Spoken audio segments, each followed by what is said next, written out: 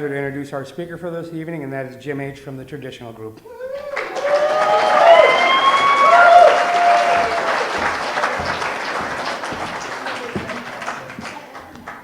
Raise his podium a little if you need. Raise it where? That's good. I'm Jim Hamilton, recovered alcoholic. Hey, Jim. Sure sounded like a good idea 4 months ago, huh?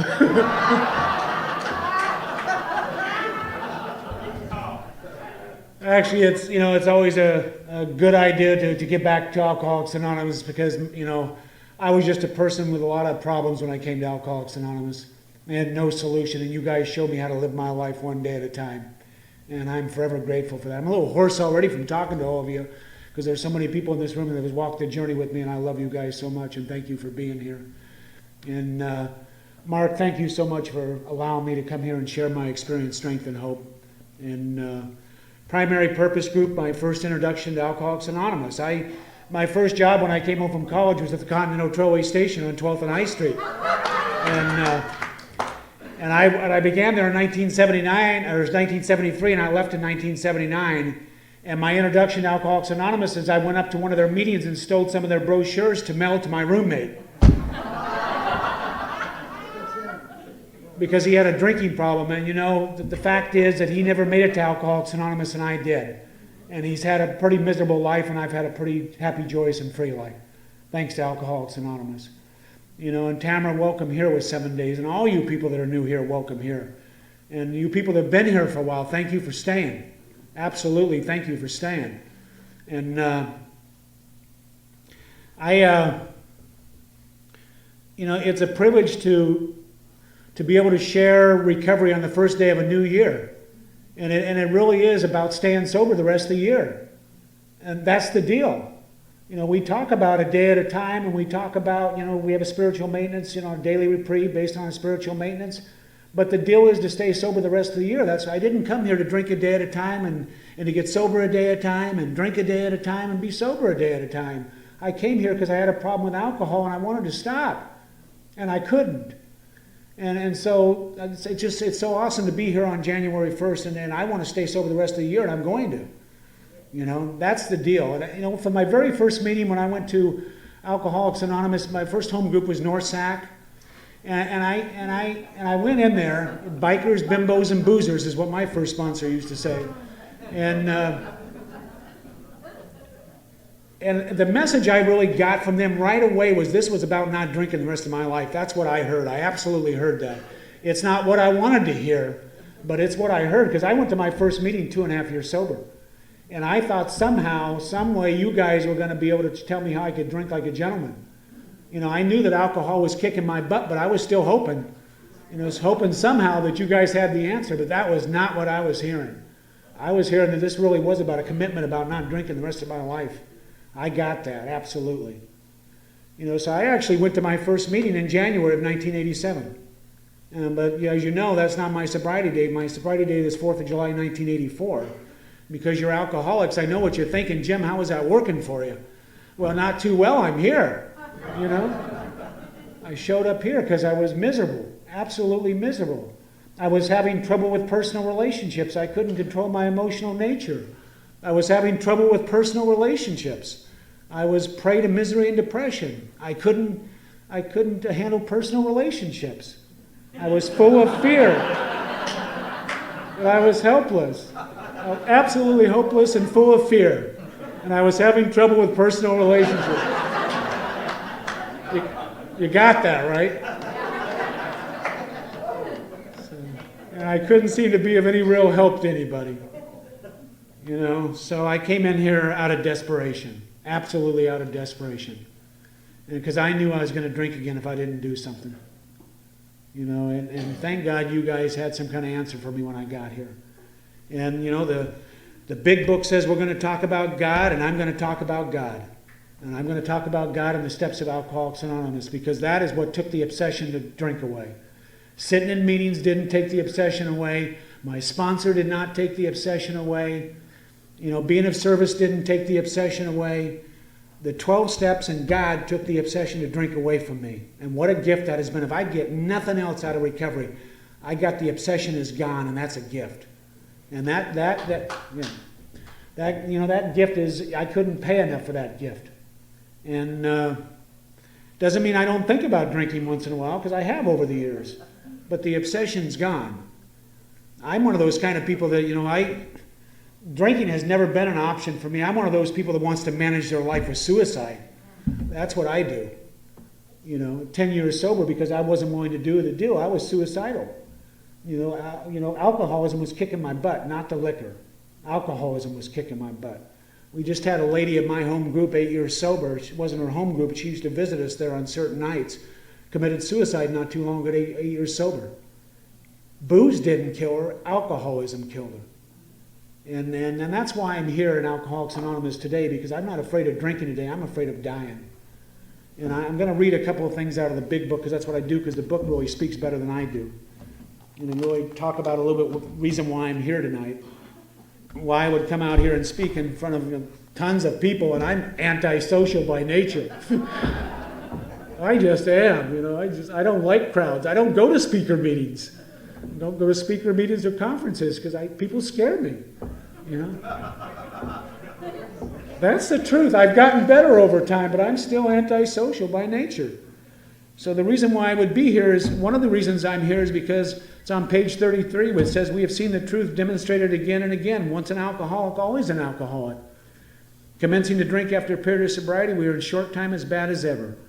If we are planning to stop drinking, there must be no reservation of any kind, no lurking notion that someday we will be immune to alcohol. I have conceded to my innermost self that I'm alcoholic and I'm not going to be able to drink again. That was my first step in recovery. I'm under no delusion that I'll be able to drink again. That has been smashed for me. So that's one of the reasons why I'm here. And I'm also here because I want to save my life, what we were talking about. Because alcoholism will kill me, drunk or sober. And I want to be here, and if I'm going to stay here, I've got to grow spiritually. So a spiritual program of action, and I've got to do the stuff. And so that's one of the reasons why I'm here. The other reason why I'm here is in the doctor's opinion. It says, frothy emotional appeal seldom suffices. The message which can interest and hold these alcoholic people must have depth and weight. In nearly all cases, their ideas must be grounded in power greater than themselves if they recreate their lives. So that's really the only message I'm going to try and carry tonight, is what our fifth tradition is, that our primary purpose is to carry the message of the alcoholic who still suffers. And it's got to have depth and weight, so it's got to include God and it's got to include the steps. For me. And I know for some of us that newcomer that comes in here at 7 days may be suffering, but I also know the person in here with the 20 years could be suffering. And our message has got to be the same, which is the 12 step. But there's a 12 step that I had a spiritual awakening as a result of these steps. That's the message I'm supposed to carry, this message. So I need to carry that to the person with seven days who may be suffering, or the person who's got 20 years who may be suffering.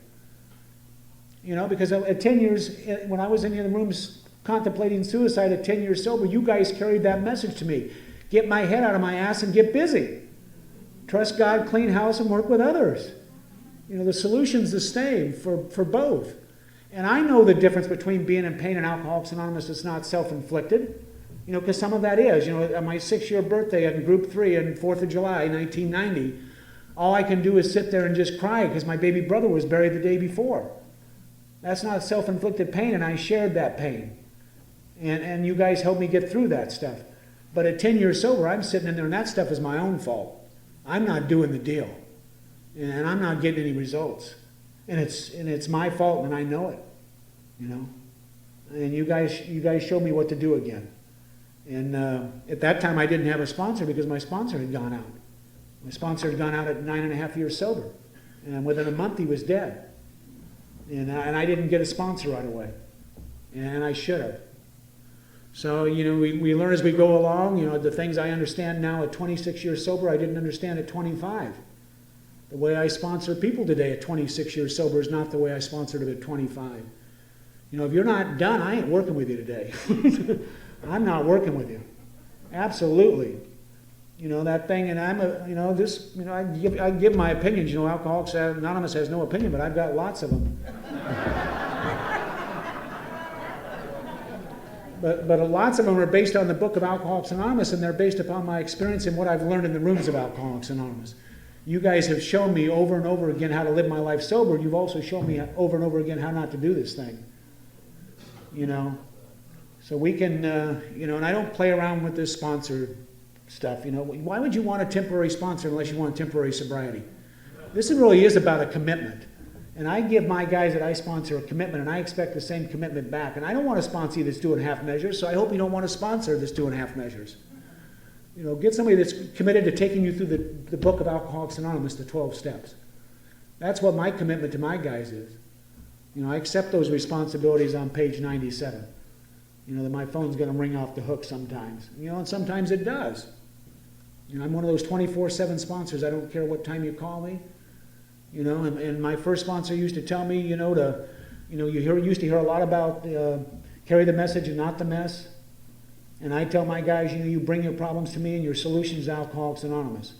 And my first sponsor, if I'd have been whining a meeting, he'd have pulled me by the ear. I'm a little kinder to my guys. I tell them, I hear you whine a meeting, I'll kick you in the nuts. And I usually got some pretty sharp cowboy boots on, too. I don't know if sponsorship scares them or the boots scare them. It doesn't really make any difference. And I tell them, you know, if you're going to bring your problems, you bring your problems to me, but you better bring God and the solution with it.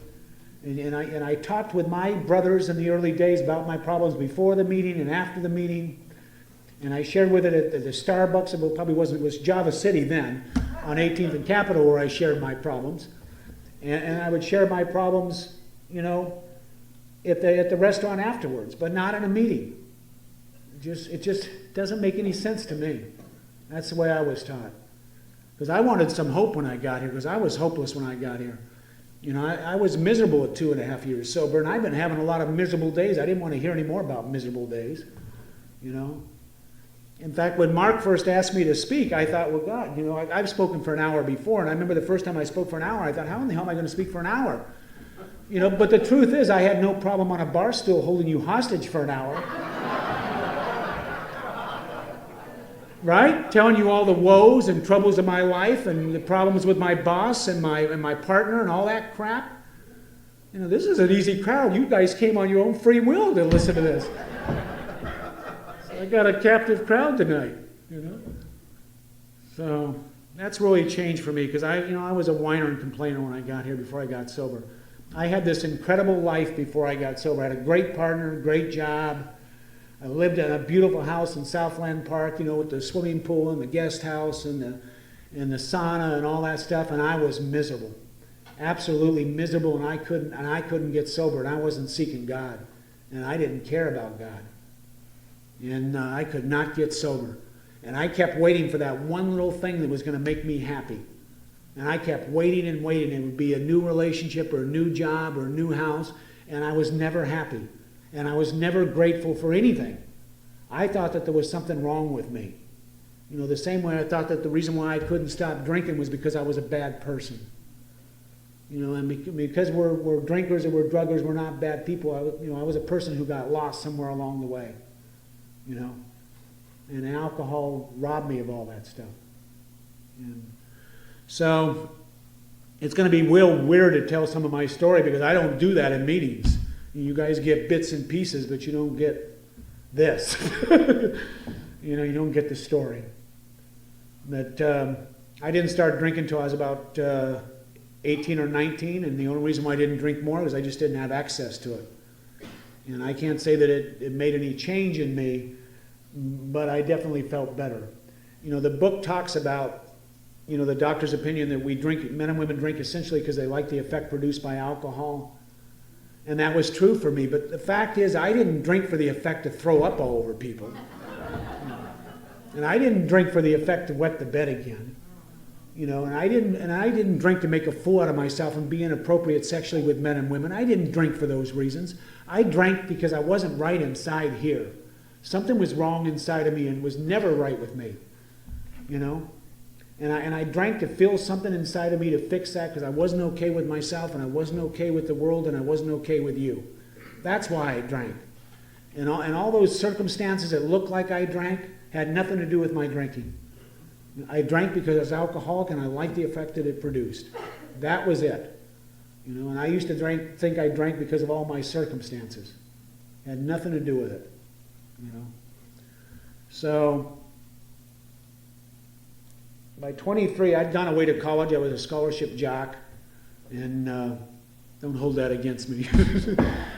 And so when I came back from college in 1973, you know, I found the bars, and it was the first time that I really had a job because I couldn't work when I was on the scholarships. I didn't have a lot of money, and I really became just a weekend warrior. The jocks told me, you know, showed me how to drink on the weekends. And one of the things I did notice about my drinking in the early days is I was always the one that was messed up first, because I had to get some kind of comfort right away. And I loved hard liquor because it got me there quicker. And when I look back at my drinking career, I was kind of screwed right from the start, you know, because I had to be the first one drunk every time because I couldn't function in the world without it. I couldn't face you guys without it. So by the time I came back in 1973 and I got my first job at the Trailway Station, I started to make some money. And, you know, and I hit the bars and I thought, man, I just knew I was born to boogie. You know, I knew it. Absolutely knew I was born to party. And my drinking career didn't really last very long. It lasted about 10 years. And I can tell you that most of that really wasn't fun. I had about 3 good years. 3 good years out of 10.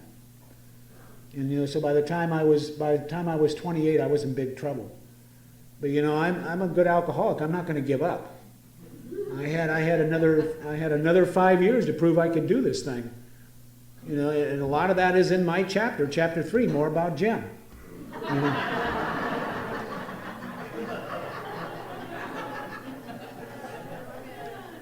You know, I'm the Jim character who wants to drink the milk with whiskey. And that's one of my favorite lines in the book when he says, when he picks up the drink and he does it, he says, I vaguely sensed I wasn't being any too smart. Love that line. So I'm the Jim character, you know, and I'm also the jaywalker. You know, one more attempt followed by one more failure. Over and over and over again. And that's what the last 5 years of my drinking was like. And I didn't know I was trying to control and enjoy my drinking. I didn't know that until I got here. And I was really shocked when I read more about alcoholism. And I thought, how in the hell do these people know this stuff already? How did they know all these things that I was doing already? You know? You knew all of it. How could you know that stuff? But you did. So, by the time, you know, the book talks about the 2 questions on 44, you know, if you when you honestly wanted to, could you quit entirely? Well, at 23, I probably could. At 28, maybe I could do it a little bit less. At 33, absolutely not. Second question, once I started drinking, could I control the amount I took? At 23, of course I could. At 28, less. At 33, absolutely not. And I wasn't an everyday drinker, but by the time I finished up, I was. You know, the only sad thing about alcohol is the fact is it stops working. That's the tragic thing for alcoholics like us. It no longer works. And towards the end, I couldn't pour enough alcohol in me to make me feel any different. You know, it always amazed me how you go out and get so shit-faced and have to have 2 or 3 more drinks. There's no more effect that 2 or 3 more drinks could do, but I had to have them. You know, that phenomenon of a craving. You know, and that's the really cool thing about the obsession being gone is I don't have to worry about the phenomenon of craving or the allergy to the body, because if I ain't putting alcohol in my body, those things ain't going to happen. You know, they just don't happen. So that's why it's so important. And the longer I'm here, I was sharing with one of the guys here tonight that the thing I understand so much more clear than I've ever understood before. That I've watched thousands of people come in and out of these rooms and not do a 4th and 5th step. And sit in the rooms and not do that, and they never get a chance to have the obsession be lifted. And I've never seen it like I see it now, you know, over and over again. Because the obsession is going to leave for most of us somewhere between 3 and 9. We're going to have some kind of awakening or a psychic change. Something's going to happen after 4 or 5, I can guarantee it. You know, I had my spiritual experience in step 3, and I didn't want it, but I got it, you know. It's sort of like, you know, I take people through the book, and my first sponsor, you know, took me right to the doctor's opinion to identify the problem, and I do that with my guys, and then I take them to the solution. And I start talking about God, and well, I don't want God. Well, neither did I. You know? Neither did I. So what happened for me at 33 years old, I just made a relationship change. You know, the relationship I had was too healthy for me. You know? You know, so I was actually in 2 relationships at the same time, and neither one of them knew about it. I'm a bisexual man. I had a relationship with a woman and a man at the same time, and I wasn't honest about any of that stuff. And you wonder why I'm having trouble with personal relationships.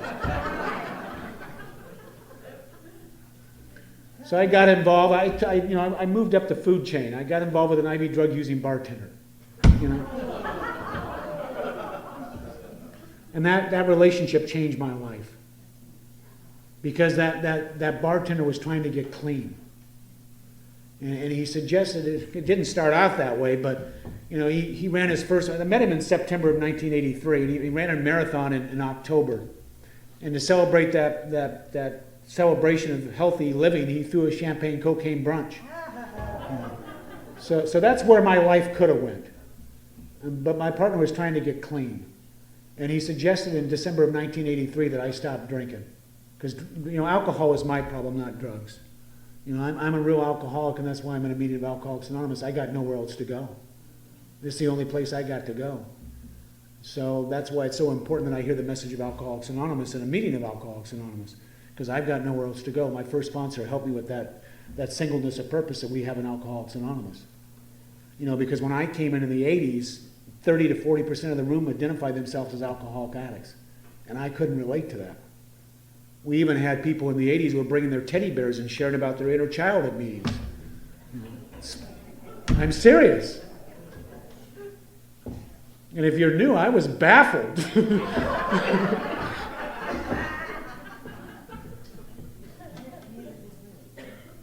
Teddy bear this.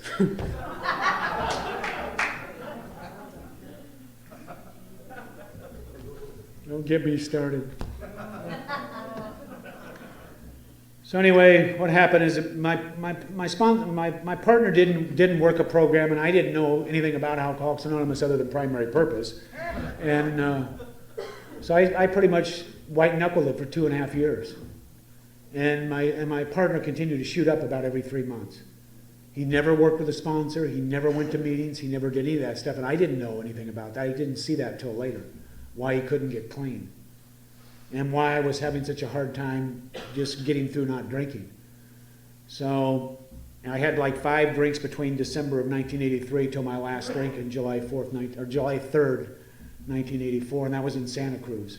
I had 2 rum and coke somewhere between 9 and 10 o'clock. You know, and if I'd have known that had been my last 2 drinks, I'd have had a lot more.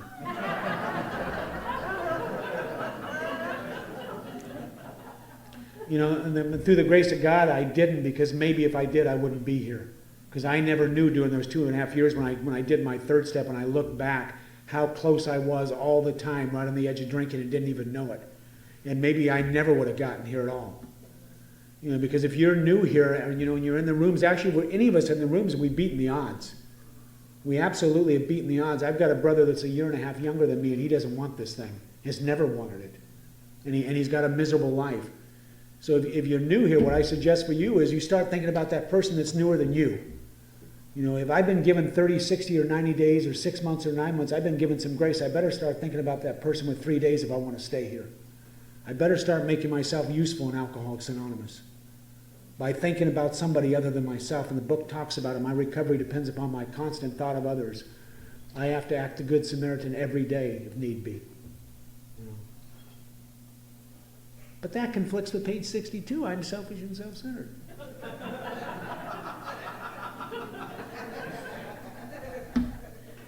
So what?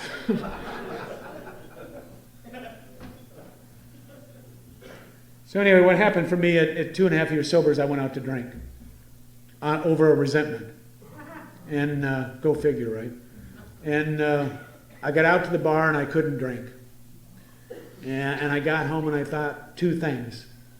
I need out of this relationship. I'm not going to stay sober. And I need to do something. I'm going to drink again. because I knew I'd escaped, and I was going to be in the wrong place with the wrong feeling, with the wrong person, and the wrong bad idea, and I was going to drink again, and I knew it. And this is God working in my life again. That bartender had introduced me to somebody in Alcoholics Anonymous who was 6 years sober at the time. And those 2.5 years sober, I used to spend every weekend with him. And he would share his life with me. He didn't talk a lot about Alcoholics Anonymous, but I knew it was different. I knew he was happier than I was. So when I got up that next morning, I thought, I got to do something, so I called that man. And he took me to my first meeting of Alcoholics Anonymous. And that was January. We went to some fellowship in Roseville. I wanted to go somewhere out of town where nobody knew me, you know. So that was my introduction to Alcoholics Anonymous. And there's a few things I remember about my first meeting. My sponsor seemed to know everybody. And he got me to get out of my chair and go talk to somebody that had 3 days. And I thought, what am I going to say? What am I going to say? Go talk to him. Go welcome him. And that's what I did. And I couldn't tell you what I said to him other than just welcome to here to Alcoholics Anonymous or something like that. But those are the things my sponsor told me to do. And my sponsor didn't give suggestions. My sponsor now doesn't give suggestions. They give clear-cut directions. And if I would have waited around for some of these suggestions, I might have got drunk. Get a temporary sponsor. Don't do the 4th and 5th step right away. Don't get a home group, you know. There's one of the guys in the fellowship I love. He always says, don't get a sponsor. Don't get a sponsor. Don't work the steps. Get into a relationship. Hell, get in 2 of them, you know.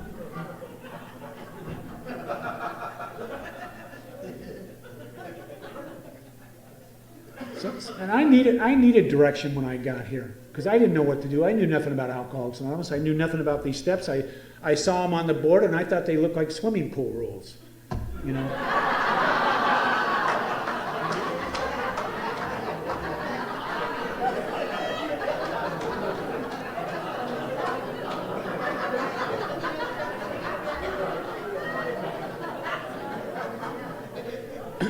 And I would look at those steps and I would think, what do those have to do with me being happy or me being sober?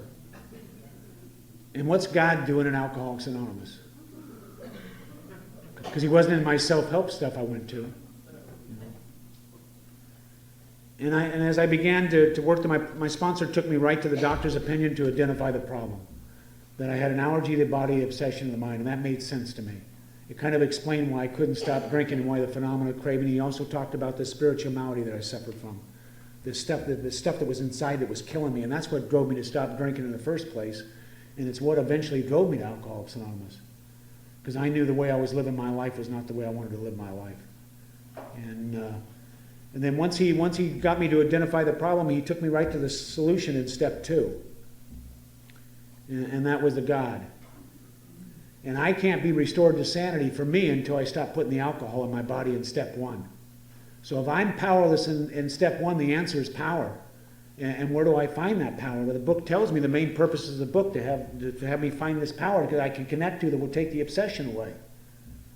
And that's what happened for me.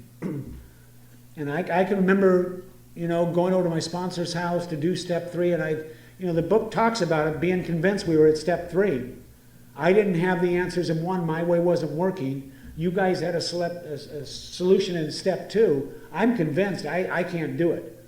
I can't do this thing. And the book talks about we thought well before taking this step. It's the only step that it says that about.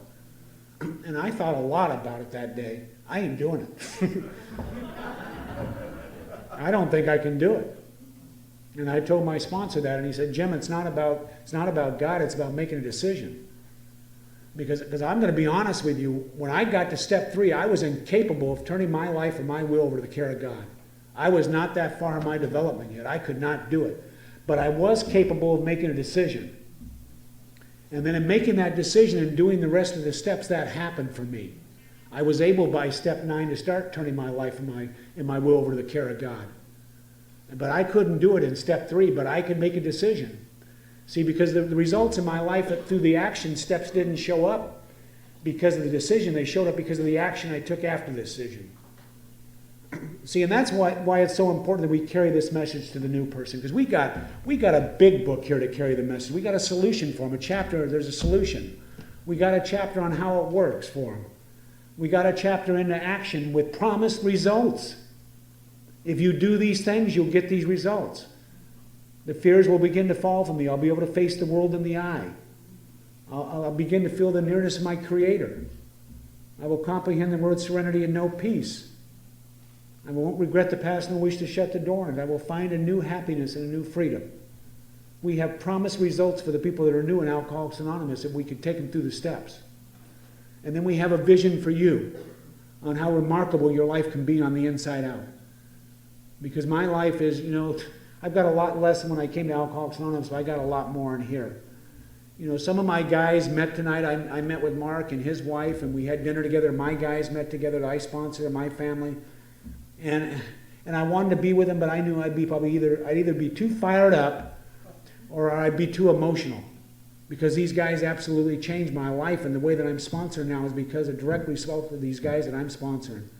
They have changed my life. And I never would have guessed that. And so I went through the third step. I remember going to my sponsor's door, and I had to do the little sponsor routine he wanted me to do. I made a decision. I had to pound really loud because I think he wanted me to, all the neighbors to hear it, but I had made a decision. But what I can tell you what happened for me in that moment, I had some time out in his backyard after we had gone through the books. That what happened for me is I literally woke up to something greater than myself. It was at that moment that I actually knew that God was present in my life again. And I don't know where that came from. And it was at that moment that I knew that the bartender and this guy that was sponsoring me was put in my life, that God did that. That God picked the 4th of July for my day. Because I didn't know what day I had. I just happened to be in the same bar in Santa Cruz a year later, and done, that's my day. Otherwise, I'd have had no idea. So God did all that. He's always done for me what I couldn't do for myself. If I seek it, I can see it. But if I don't seek it, I can't see it. Because I couldn't stay sober, when I had that incredible life, even though I was drinking, because I couldn't see God, because I wasn't seeking. And I was pathetic and hopeless, So I went on, and he took me to the 4th and 5th step, and God, I don't want to look at that stuff, I don't want to do it. So I just followed the instructions he gave me, the 4 columns. And I got to that 4th column, and I thought, what does this have to do with anything? Where's the 5th column? The column we blame them? That's what I was interested in. And he said, Jim, that hasn't done you much good most of your life, has it? And I said, why don't we take a look at the exact nature of your wrongs in the 4th column? Where were you selfish and self-seeking? And where were you inconsiderate and full of fear? And where were you dishonest? And we aren't talking about the wrongs that I did. We're looking at the exact nature of the wrongs that had me cause those wrongs, that made me step on other people's toes when I was selfish or when I was inconsiderate. That's what I had to look at. And when I put that stuff on paper, I couldn't deny it anymore. I couldn't deny that was me. And it was really helpful for me. Because it talks about it in 133. It says, we are sure God wants us to be happy, joyous, and free. But I couldn't be happy, joyous, and free until I did 4 and 5. Because I can't be happy when I'm full of resentments. And, I was angry when I got here. It always puzzled me that I was a happy drunk, but I was not very happy sober. Because I came in here a tad angry. I can remember a guy named Gene and his wife at mine. He was a big guy. And he told me, Jim, I don't care if you're angry. Come sit next to me. Because I'm not afraid. And that brought me some comfort. So I was angry when I got here. I was angry because I had to come in here and ask for help. And say, I can't do this by myself. Because that's my obsession still to this day, that until I was about 13 years sober, I'm going to do this my way. I'm going to do it without Alcoholics Anonymous. And I can't tell you how many people I've seen come in here and try to do this thing their way. It don't work. My way's never going to work. And I didn't get that till I was about 13 years sober. And I've been pretty much I don't want to say on fire, but I've been pretty active since I got back, because my life's at stake and my happiness is at stake. So I can't be happy when I'm full of resentments, and I can't be joyous when I'm full of fear. And I was full of all kinds of fear when I got here and I didn't know it, And more of my fears came up the longer I was here as I started to grow and started to develop spiritually. Some of those fears came up and I had to replace those fears with faith. And that's what happened for me. So I can't be happy when I'm full of resentments. I can't be joyous when I'm full of fear. And I can't be free when I'm packing around all those harms, those guilt and remorse from the harms done I've done in my life. And I had the harms done. We always have a sexual inventory because that's where we do the most harm. And if you have the kind of sexual life I did, being bisexual in the 70s and 80s, I had a lot of harms done. And I had a lot of dishonesty. And I know there's people in here my age, I see a lot of gray hair. And you remember the late 60s and the 70s and the early 80s when we were doing everything we could get our hands on, drugs and booze, and we were also doing everybody we could get our hands on.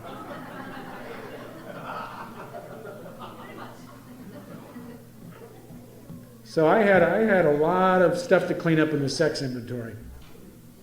And my sponsor helped me with that. He gave me directions with that. And when I followed his directions, and then I began to experience some of that freedom that they were talking about. And that drink that was right here when I got here moved a little bit further after 4 and 5. And it was going to move a little bit further after I did step 9 and started to make my amends. In 6 and 7, there's only a couple paragraphs in there because that's going to be in God's time. And I'm now aware of my character defects or nature's wrongs or wrongdoings or whatever the book says about those. There's 3 different things. And I'm aware of those things now. And step 6 and 7 is about growing and changing and becoming a better person today, being a better man. Trying to grow spiritually because I'm doing the same thing that Tamara, you are at 7 days. I'm trying to grow spiritually. That's all I'm trying to do. 26 years doesn't mean anything. It's the same. If you drink tomorrow at 8 days or I drink tomorrow at 26 and a half years, the result's going to be the same. I'm going to be in the same boat. The phenomenal craving's going to come back, the obsession's going to come back, and the allergy's going to kick in. See, I'm just another drunk in Alcoholics Anonymous is all I am. Just another drunk trying to grow spiritually and stay sober today. I'm a 60-year-old man trying to grow up. That's all I am. I always joke about that. I don't want to baffle anybody, but it's a big book. This is a big, big book. And my sponsor kids me. He says, because I turned 60 December 1st. I'm 60, 1 month today. My sponsor is 70, and he said he knew he was getting old when his sponsor had a bold print big book.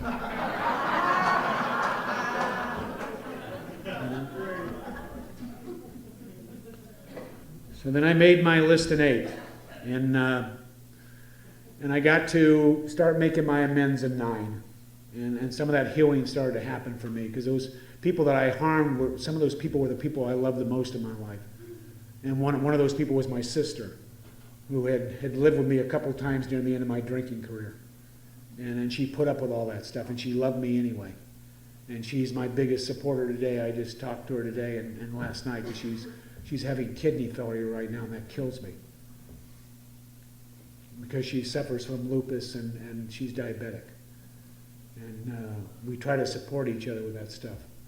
So she's my biggest fan, and my heart goes out to her because she's in Texas and I can't help her other than talk to her on the phone and encourage her. And so what a gift that is to have that relationship repaired with my sister today. And so I started making my amends, and how my sponsor told me, he said that making amends was like was putting like a fishing net back together so this thing worked. So that all the relationships in my life worked the best that they could work. And step 9 is really about mending my ways, about changing my behavior. It doesn't do me any good to make amends to you for hitting you over the head with a baseball bat and then go do it 2 more days later. It really is about changing my behavior and trying to be a better person and live a different way. Live the way that God would have me be. Because if you're new here, Tamara, or the other people that are new, God's got big plans for you. I know that.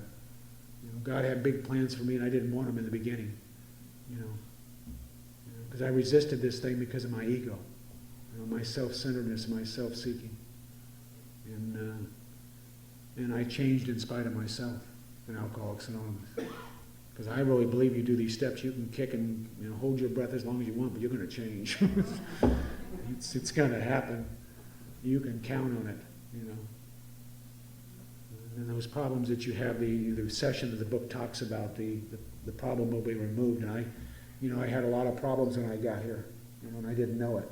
And I loved my problems before I got here. That's all I had. I remember I was in one of the seminars before I got into Alcoholics Anonymous, and it was a big room like this, like 150, 250 people, and the seminar later said, I want you to close your eyes and think of a problem. Somebody yelled out, well, what if you don't have one? And he said, well, make one up. That's what you do anyway.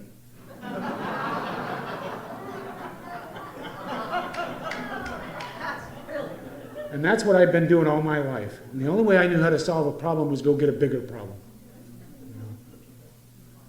So, then we get to step 10. And step 10 is really where I had the enormous growth in my life. Because this is where I really got to start to practice this stuff on a daily basis. All those things I'd learned 1 through 9. I then knew how to do a step 1 and identify problems. I knew how to look for a solution. I knew how to make a decision. I knew how to ask for God's help. Then I can start applying this stuff at the workplace and in my personal relationships and with my family.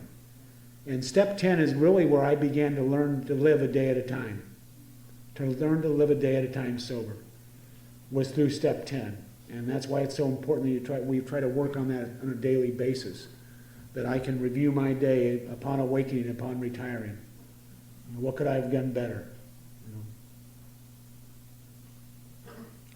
So that's like a continual growth thing for me. Like I was sharing, you can always find a new freedom and a new happiness in Alcoholics Anonymous. There's always a new level of honesty and a new level of integrity, a new level of faith. All that stuff has happened to me in Alcoholics Anonymous. Because I'm going to share some of that stuff when we get to step 12 about working with others, about how that happens for me. And so step 11, I seek God on a daily basis. I read my meditation books. I read out of the big book every day. And I ask for God's guidance on each day. And if I can seek on a daily basis, I can see how incredible my life is. If I can see that, I can be grateful. And if I can be grateful, I'll probably stay sober today. And that's what I do, and I wasn't doing that when I couldn't get sober. So I seek God's help daily because I can't do this myself. Absolutely can't. Left to my own self-devices, I'm screwed. It's that simple. And we get to step 12, and there's a whole chapter devoted entirely to step 12. Practical experience shows that nothing will so much assure immunity from drinking as intensive work with another alcoholic. And that has been the case for me. And I didn't want to do that in the beginning. I remember the guy that came over and asked me, I'd seen him walking across the room, and I thought, oh no, I see that look. And I thought, I ain't doing it. I'm not working with somebody older than me. And I'm not working with somebody black. And I'm not, and I'm not, and I'm not. And he asked me, and I said, of course I will. And this was when I was 3 years sober. So I had been in the program 6 months at Alcoholics Anonymous. This guy was 2.5 years sober. He'd already been through the steps. And he was 10 years older than I was. He had 10 years more of living knowledge than I had. And he let me take him, he did the grace of letting me take him through the steps without saying anything about that he'd already done them or how he did them or any of that stuff. He let me take him through the steps of Alcoholics Anonymous. And then I got enormous growth out of that. And that person, that I didn't want to sponsor turned out to be my best friend in Alcoholics Anonymous. And I was his roommate for 3 years, some of the 3 best years of my life. Because we just weren't roommates and sponsors. We were friends. We hung out together. We just didn't go to meetings. We did everything together. And he was my saving grace when I was 10 years sober, and I was working with him, and that's about all I had. Because he was my roommate at the time. So, and it's called working with others. It's not called playtime with Bonzo. And it's a lot of work sometimes. It takes a lot of commitment to do this stuff on both parts. And sometimes it breaks your heart when these people don't do it or don't make it. It kills. Maybe some people can be detached from this stuff. I can't. I care about these people that I sponsor. They're part of my family. God has graced me with their presence so that I can learn something. I just had an experience not too long ago. I had a couple guys that about a year and a half ago I started working with. One of them was pretty new. The other guy had been about a year and a half sober. And they were pushing me to a level of honesty I'd never been at before. They were pushing me to a level of being a better person I'd ever been pushed before and being a better sponsor. They pushed me so hard that I had to go get some outside help. I did. Because and it isn't about the honesty I was sharing in meetings, because I share a lot of stuff in meetings, you that know me, about who I am as a human being. I share that stuff. But I wasn't being honest with myself. And it was killing me. And these guys pushed me to that. And for the first time in my life, I felt like I was more authentic in Alcoholics Anonymous than I'd ever been. I felt like I was sharing in a way that I'd never shared before. That God was working in my life the way He'd never been working in my life before. And I was scared and I was off, and there was days when I couldn't face the world because I felt like you guys could see right through me. But I needed some help to get there. And there's nothing wrong with getting outside help, and I'm so glad I did, because I was uncomfortable for a couple months, but my life's never been the same since. And part of that stuff was looking at my bisexuality. I was not willing to do that. I was not willing to be honest about it. I wasn't willing to be honest to myself about that. I'd rather be gay, and I'd rather even be gay than straight. I wanted to be something, I just didn't want to be what I was. Story of my life. And my therapist helped me with that. So I can be open and honest, so I can have a healthy relationship, or I'll just be honest about that stuff today. And I wouldn't have got that without working with others. I wouldn't have been able to grow spiritually without them. And the funny thing is right in the moment that guy pushed me that level of honesty, I was being more honest than I'd ever been before. I lied to him. I lied to him and had to go back and clean it up. Because this is progress, not perfection. And I've had my moments of all of that stuff, being less than perfect. And my guys know I'm not perfect. I tell you, hang around with me long enough, you're going to find that out real quick. I share everything with my guys. I don't lie to them about anything. I tell them the truth about everything. And they can tell you that we talk every day. And sometimes we talk 2 or 3 times a day. And then what I get out of it, I get this incredible freedom in my life today that Alcoholics Anonymous and the 12 Steps have given me, because you've given me the tools to work with others. And that's basically what my sponsor was doing in the beginning. He was teaching me how to be a sponsor. He was teaching me how to take somebody through the 12 Steps of Alcoholics Anonymous. And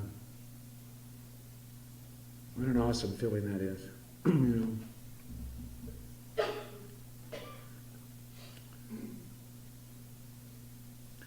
So today, I have this incredible life on the inside. The thing that Alcoholics Anonymous has given me is Alcoholics Anonymous has given me the freedom to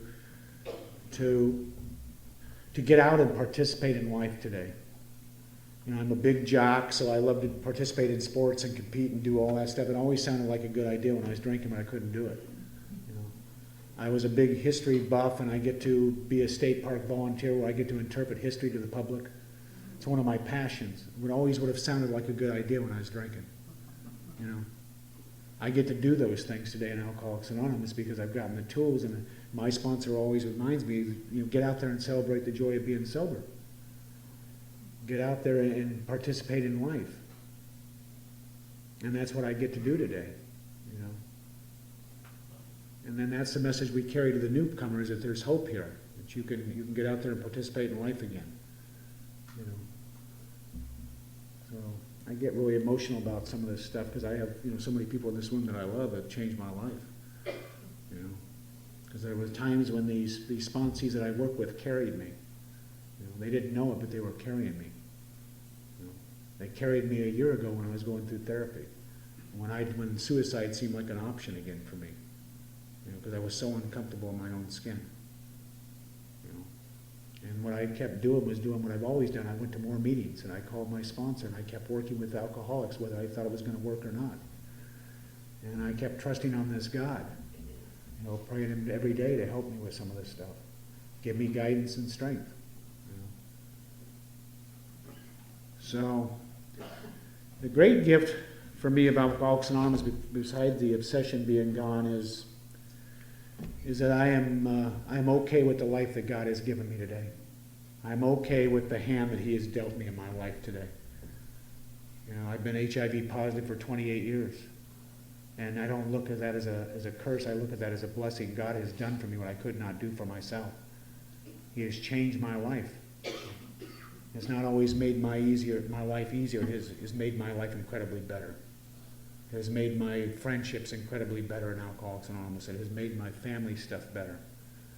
It has changed my whole life. When I was in that hospital in 1995 and I'd lost 50 pounds in a month, and I was in the hospital 11 days, and I didn't know if I was going to wake up every day, but I knew God was going to take care of me.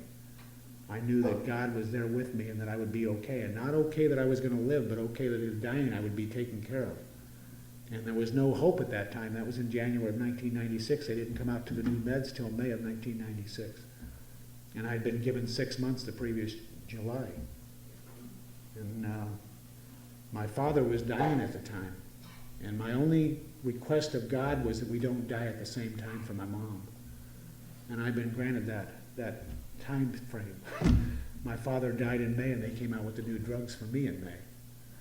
So, you know, I gotta focus on the good stuff that God has done for me. And so those things that we have that seem so tragically bad turn out to be our greatest gifts in Alcoholics Anonymous. That some of the people that I've been able to help because of my experiences, and it's the same experiences you guys have. And they may not be the same experiences as mine, but you're going to be able to help somebody along the way with that.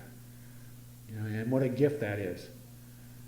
You know, because we got to burn in the consciousness of every person in this room that is new that you can stay sober regardless of anybody or anything, as long as you trust God and clean house and work with others. You know, job or no job, wife or no wife, Hep C or no Hep C. You know, white or not white, house or no house, you know, car or no car, bicycle or no bicycle. You know, we can get sober and stay sober regardless of anything if we trust God and clean house and work with others. You know, doesn't matter. And you know, that's the hope at Alcoholics Anonymous. You know, that we share that with other people. I want to read something here out of the book because it kind of sits not in the 164 pages. I'm probably going to be smacked by my sponsor for that, but I'm going to read it anyway. Of course, if there was rules here saying I couldn't, I wouldn't. You know, because that's one of the things we learn in Alcoholics Anonymous is to follow instructions so that I don't special myself right out the door. There was a meeting not too long ago I was speaking at, and one of the rules there was that you had to pick a topic out of the first 164 pages. And I wanted to do something out of one of the stories. And I thought, well, you can't do that. That's not what they asked you to do. Why don't you do what they told you to do? And that's what I did. Because if I can do that, then I can follow my boss's instructions at work. You know, that's why we have rules in Alcoholics Anonymous, so we can follow directions in the world. So when I'm asked to chair for 15 minutes, I don't speak for 45 minutes.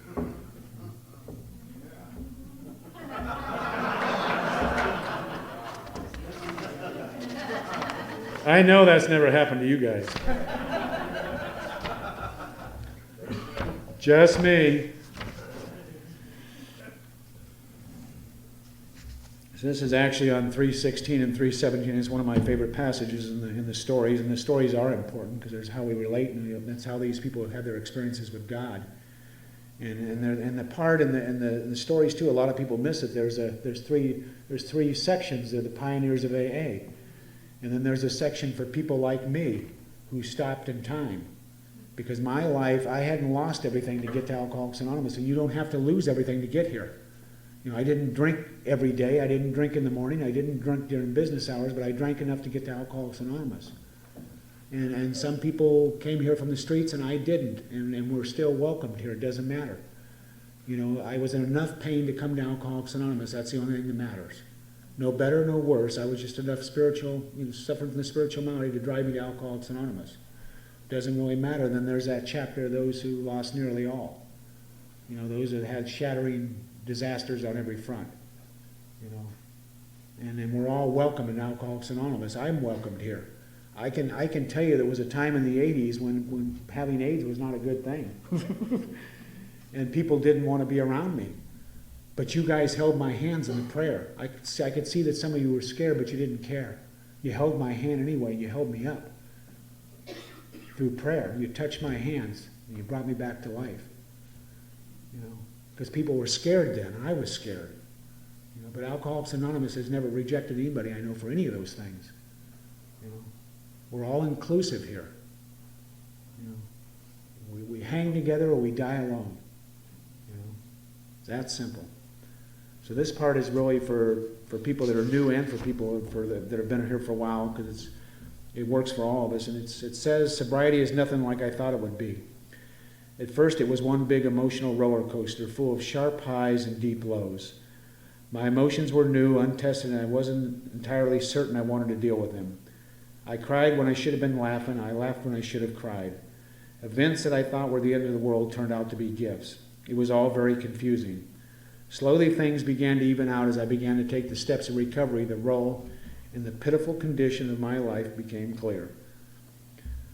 If asked what the two most important things in recovery are, I would say willingness and action. I was willing to believe that AA was telling me the truth. I wanted to believe it was true in a way I cannot relate in words. I wanted this thing to work. Then I began to take the course of action prescribed. Following the principles laid out in the Big Book have not always been comfortable, nor will I claim perfection. I have yet to find a place in the Big Book that says, now that you've completed the steps, have a nice life. The program is a plan for a lifetime of daily living. There have been occasions when the temptation to slack has won. I view each of these as a learning opportunity. When I am willing to do the right thing, I am rewarded with inner peace no amount of liquor could ever provide. When I'm unwilling to do the right thing, I become restless, irritable, and discontent. It is always my choice. Through the 12 steps, I have been granted the gift of choice. I am no longer at the mercy of a disease that tells me that the only answer is to drink. If willingness is the key to unlock the gates of hell, it is action that opens the door so that we may walk freely among the living. And I truly get to walk freely among the living today. You know, I don't have to look at over my shoulder anymore and wonder who I'm running into anymore. You know, all those amends have been completed for me. You know, so we get to participate and be free today in our lives today. Over the course of my sobriety, I've experienced many opportunities to grow. I have had struggles and achievements. Through it all, I have not had to take a drink, nor have I ever been alone. Willingness and action have seen me through it all with the guidance of a loving higher power and the fellowship of the program. When I am in doubt, I have faith that things will turn out as they should. When I am afraid, I reach for the hand of another alcoholic to steady me. And that's what I've done in Alcoholics Anonymous. And that's the promises for all of us. You know, these are not my promises, they're our promises in Alcoholics Anonymous. You know, and that's the message I carry when I talk to a newcomer. I sit down and I talk to them about this working on getting this obsession of alcohol to leave, and what we have to do that. You know, it's not about telling the newcomer to keep coming back. Let's show him how to stay. You know, let's teach him how to go through the 12 steps of Alcoholics Anonymous and give him some hope. Let's share our experience, the fact that we had a spiritual awakening or a spiritual educational variety or an awakening of some kind. Let's share that with him and show him how we did it. You know, our statistics suck, let's face it. You know, the second edition talks about 75%, 50% coming here and staying right from the beginning. You know, and another 25% staying after that. And I don't know what the statistics are about what people stay now, but we know they're not good. You know, we can do better than that with strong sponsorship. Because my sponsor really taught me how to do things in Alcoholics Anonymous. He taught me how to carry the message. He taught me to get out of my comfort zone and go talk to other alcoholics. He taught me how to chair a meeting. You know, he taught me about a lot of things, and then he taught me how to be polite to people in public. You know. He taught me a lot of those things because the sponsor really is a teacher. You know. And I trusted my sponsor. You know, I trust my sponsor now. I have a great sponsor now. My sponsor is nothing like me. You know, nothing like me, but the reason why he's my sponsor is because he absolutely tells me the truth. Not always what I want to hear, but he tells me the truth. You know, and I called him up, you know, I don't know, it was about 2 or 3 years ago, and I had this problem with some medical stuff, and that stuff always makes me nuts when I don't get the care I want. And I called him up with this problem. My sponsor is really brilliant, and he really knows this book, so I was expecting a profound answer to my problem. And you know what he told me? He said, Jim, do you know how many people love you in Alcoholics Anonymous? And I thought, what the hell does that have to do with anything? You know? What my sponsor has tried to do is he's tried me to get to work on my own problems with God. To rely upon God in the fellowship of my problems. And he'll give me guidance when he can, and he doesn't always have the answers. So, you know, and I get some of that stuff with my guys. I had one of my favorite sponsee stories.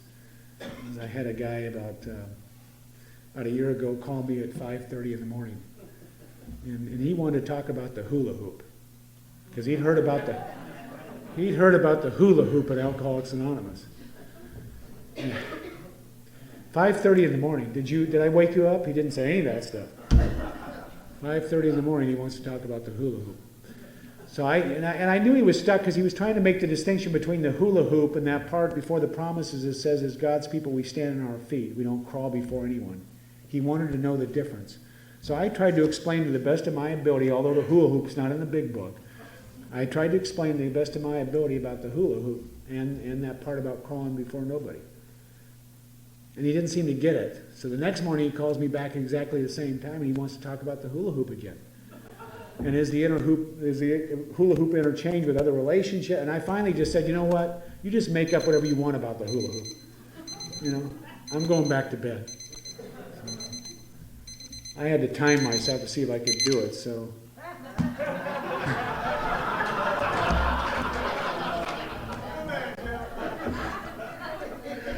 I actually make my guys when they're supposed to chair 15 minutes, I make them take a timer. I'm serious.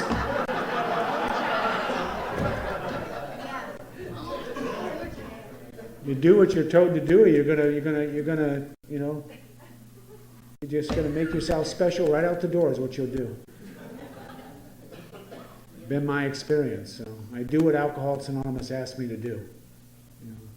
No better, no worse. That's the part of humility, is just being exactly who I am, just right size. No better, no worse, exactly what I am, trying to accept me the way I am. You know.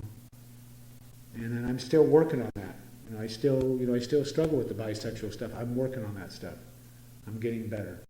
And you guys in Alcoholics Anonymous help me with all areas of my life. So I'm going to be done a little early, Mark. I did my 60 minutes, so when you're done, you're done. So thanks.